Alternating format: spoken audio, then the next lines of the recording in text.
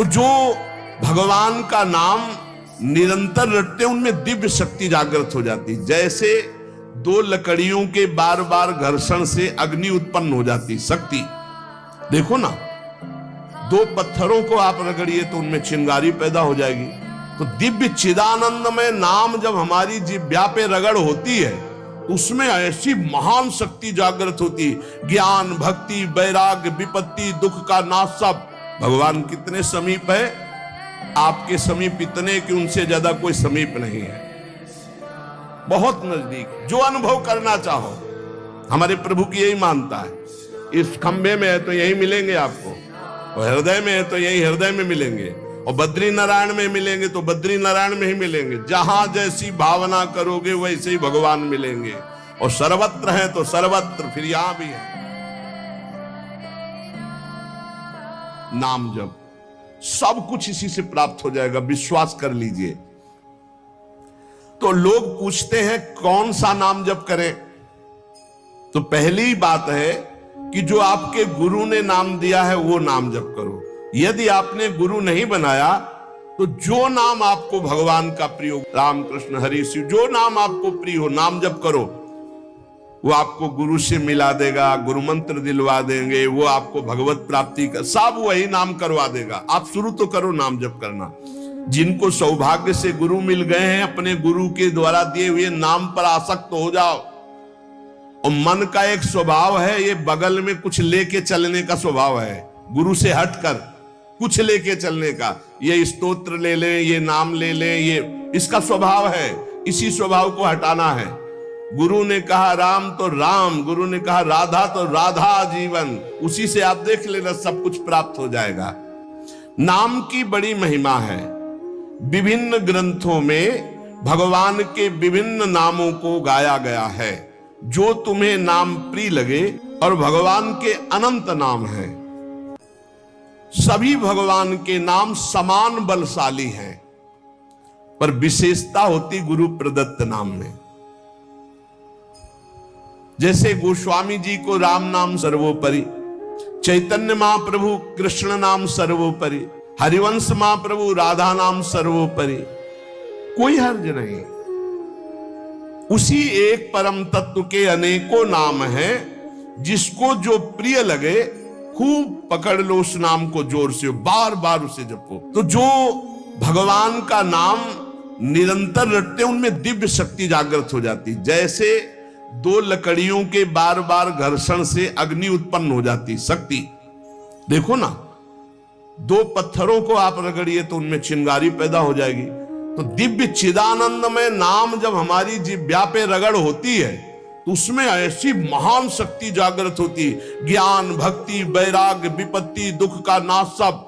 देखो गोस्वामी जी सरल भाषा में कह रहे हैं, यदि हृदय में और जगत में भी लोक में मंगल चाहते हो तो अपनी जिह्वा रूपी देहरी पर, जो भीतर और बाहर दोनों को मंगल करेगी, नाम विराजमान कर लो। गोस्वामी जी को प्राण प्रिय है 2 अक्षर राम, ऐसे प्राण प्रिय है हमारा 2 अक्षर राधा। जिह्वा पे विराजमान कर लो, लोक परलोक सब मंगल को प्राप्त हो जाएगा। सर्वत्र भगवत दर्शन, तीसरी बात आई।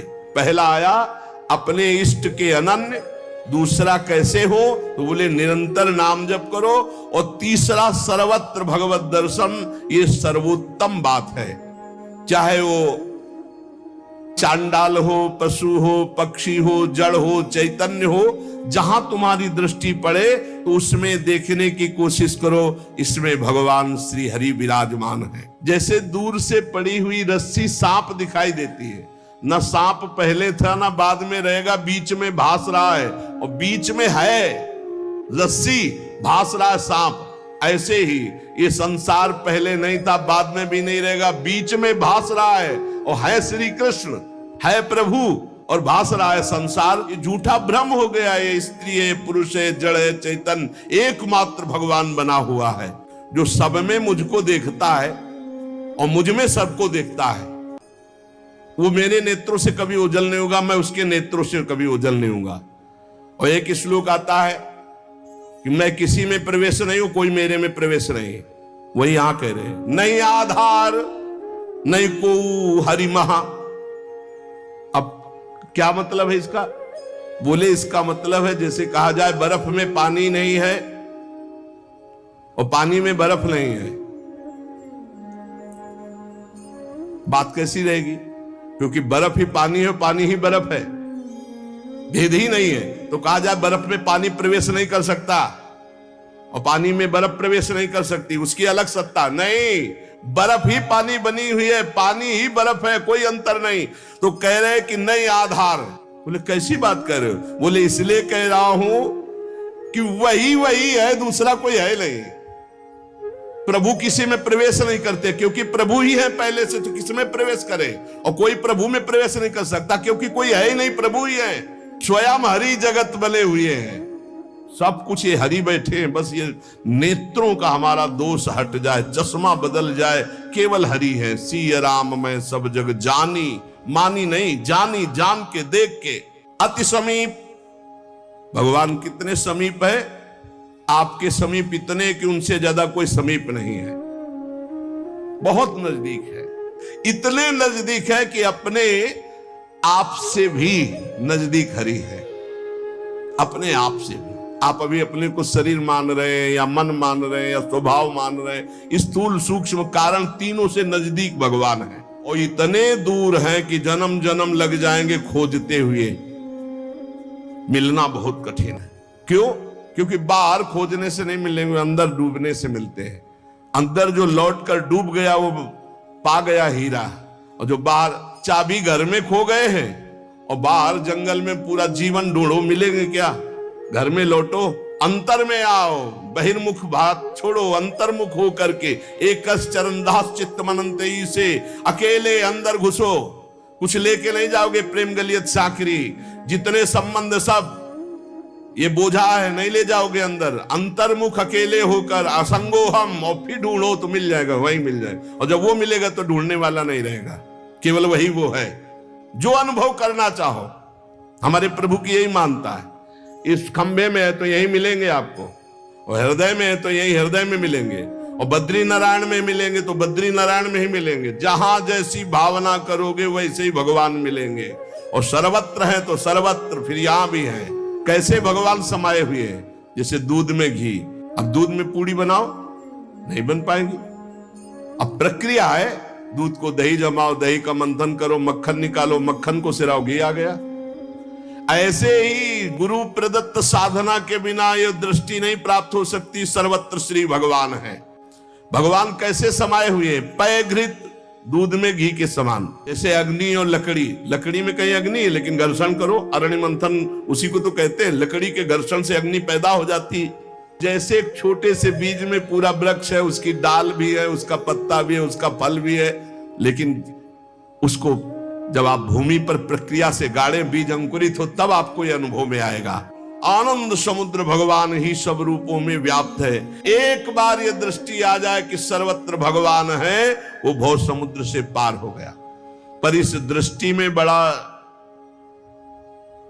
धैर्य की जरूरत है, क्योंकि जहां आपकी दृष्टि हुई तहां माया अपना रंग शुरू कर देगी। जब देखने चलोगे ना भगवान को, तो ये द्वंद अपना आक्रमण करेंगे। कभी सुख फंसा लेगा, कभी दुख, कभी लाभ, कभी हानि, कभी मृत्यु का भयावा, कभी मान, कभी अपमान। जो इन सब में भगवान को देखता है वही निकल पाएगा। बड़ा कठिन है जब कोई अपमान करे उसमें भगवान देखे। बड़ा कठिन है जब कोई मारने आवे, कोई कहे आओ भगवान मार दे आके। ऐसा बड़ा कठिन है। कोई हमें गाली दे, हानि करे, तिरस्कार करे, हम उसमें भगवान देखें, लेकिन है भगवान। बहुत कठिन है। भगवान एक ऐसी स्थिति दे तभी होता है, नहीं तो ऐसे। अब नामदेव जी ने जब कुत्ते में भगवान को देख लिया, भूत में भगवान को देख लिया, तो एक भगवान से सख्य भाव से बात करने लगे। एक दिन कहा, विठ्ठल भगवान, पांडुरंगा, आपकी कृपा से अब मैं सब में आपको पहचान लेता हूं। भगवान ने कहा सही। बोले आप किसी भी रूप में छुपो, अब हम आपको पहचान लेंगे।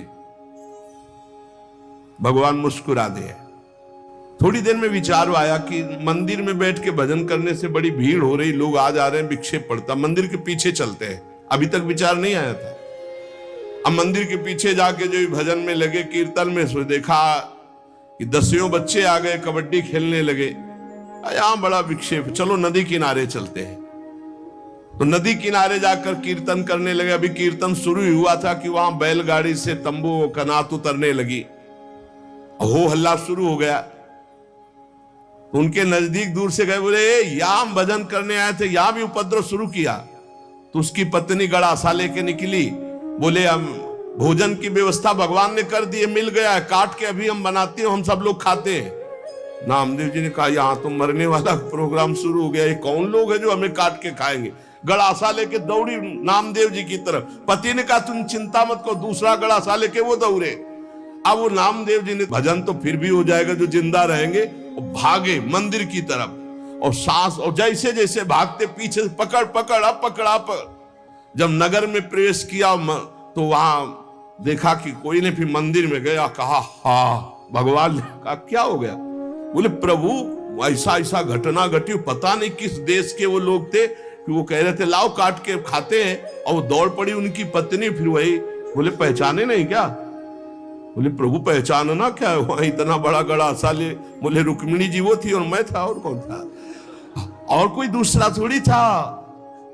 बोले अगर मैं छुपना चाहूं तो तुम मुझे पहचान। बोले प्रभु प्रभु सोई जाले जी देव जलाई जालत तुम्हें तुम्हें। भगवान ये कभी अहंकार न कर ले कि मैं बड़ा भगत बन चुका हूं, सब में भगवान देखता हूं। ऐसा रूप लेके आएंगे कि समझ ही नहीं पाओगे। मान अपमान, सुख दुख, निंदा स्तुति, जन्म मृत्यु, इसे समान देखने वाला जीवन मुक्त होता है। देखो ये, इस पर हमें समान होना पड़ेगा। द्वंद्व विमुक्ता, सुख दुख संगई। क्या देखना होगा, सभी मेरे प्रभु के खेल हैं, सभी में प्रभु भरे हुए हैं, और प्रभु का पावन स्पर्श हमें प्राप्त हो रहा है। चाहे जैसी परिस्थिति हो, बहुत आनंद रहता है यदि भगवत भाव में रहोगे। जगत भाव में तो कैसे भी रहो दुख ही दुख है, भगवत भाव में बहुत आनंद।